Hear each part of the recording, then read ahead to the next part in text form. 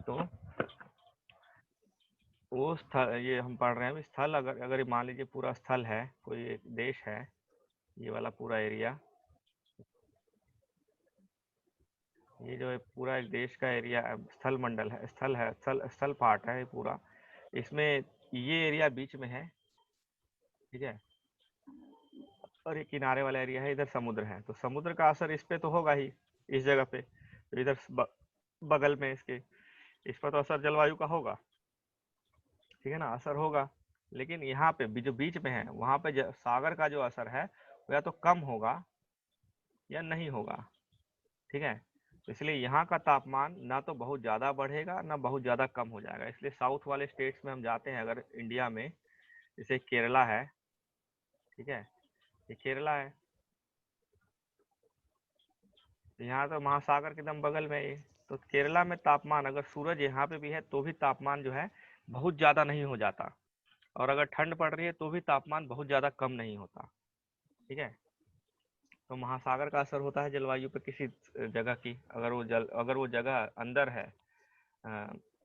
ज़्यादा तट से बहुत दूर है, तो जलवायु उस पर असर नहीं कम करेगी, और अगर तट के पास है तो ज़्यादा करेगी असर।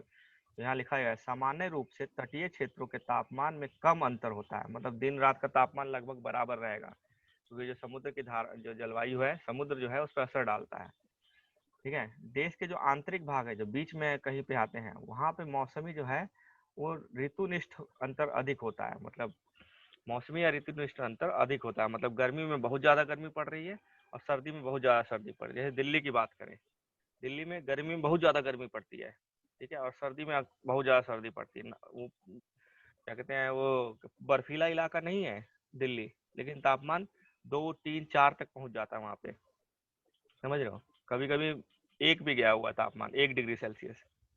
वो मैदानी इलाका है फिर भी तापमान इतना ज़्यादा जाता है, क्योंकि वो समुद्र से दूर है, और एकदम ऐसी स्थिति है उस पे, उस जगह की, कि सभी ठंडी हवाएं वहाँ पे उसको असर डालती हैं, ठीक है। और वहीं अगर उसी टाइम है जब दिल्ली में तापमान अगर 10 डिग्री है, जम्मू कश्मीर तो छोड़ो, वो तो बर्फीला इलाका है, अगर दिल्ली में तापमान 10 डिग्री है, उसी समय केरला में तापमान 24 होगा, गर्मी पड़ रही होगी, क्योंकि एक तो समुद्र के पास है, ठीक है ना, समुद्र के पास है, लेकिन वो गर्मी को बहुत ज़्यादा नहीं बढ़ने देता।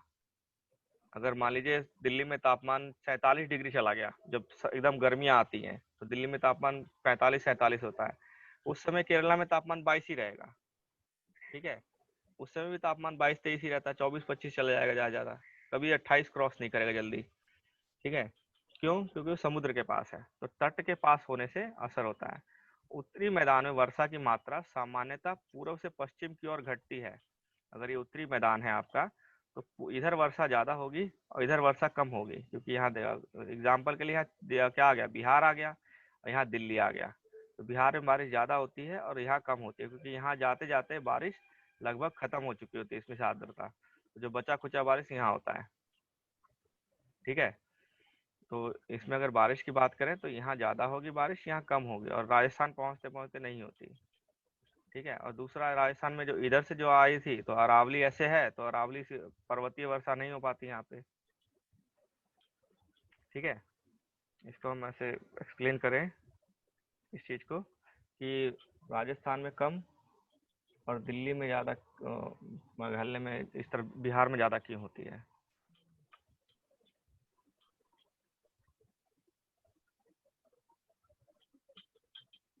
ठीक है।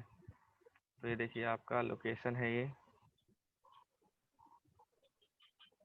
ठीक है, ये भारत है, मान लीजिए यहाँ पे आपका अरावली है,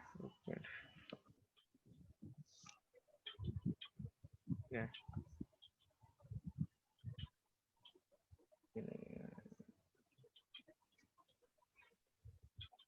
इसके बाद ख़त्म करेंगे। ये आपका अरावली है। तो वर्षा 3 प्रकार से होती थी, ठीक है, या तो हवा गर्म होकर ऊपर उठे, वर्षा के प्रकार, वर्षा के प्रकार हमने पढ़ रखा है, ठीक है।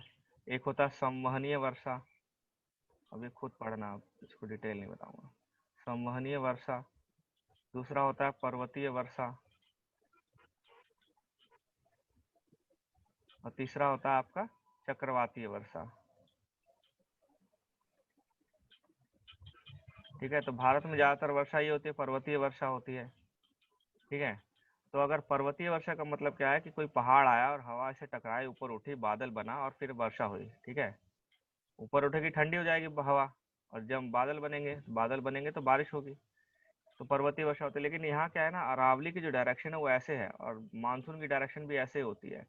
तो इससे ऊपर उठने के बजाय इधर से निकल जाएगी हवा और इधर से निकल जाती है, बारिश होती नहीं राजस्थान में। राजस्थान में बारिश कम होने का कारण या नहीं होने का कारण यही है कि जो पर्वत है यहाँ पे वो इस डायरेक्शन में है, ऐसे है। और हवा जो है, मानसून की हवा जो है उसके समानांतर है, तो मानसून की हवा ऊपर उठने के बजाय निकल जाती है वहां से। और जो इधर से मानसून आ रहा था हमारा, जो इधर से मानसून गया था और यहाँ मेघालय और हिमालय से लौट के इधर से आ रहा है, वो पहले बिहार में बारिश करेगा, पहले बंगाल में करेगा, फिर बिहार में करेगा, फिर यूपी में करेगा, फिर यूपी और दिल्ली के उस पास करेगा, फिर जाके दिल्ली और राजस्थान में करेगा। तो यहाँ बारिश ज़्यादा हो जाएगी, यहाँ बारिश थोड़ी हो जाएगी, यहाँ बारिश और कम हो जाएगी, यहाँ बहुत ज़्यादा बारिश हुई, यहाँ कम हुई, यहाँ और कम हुई, यहाँ पहुँचते पहुँचते बहुत कम बारिश रह जाती है। ठीक है। तो इस जगह कम बारिश होने के सब दो कारण। डिसेंडिंग क्या चीज़? आवाज़ नहीं आई।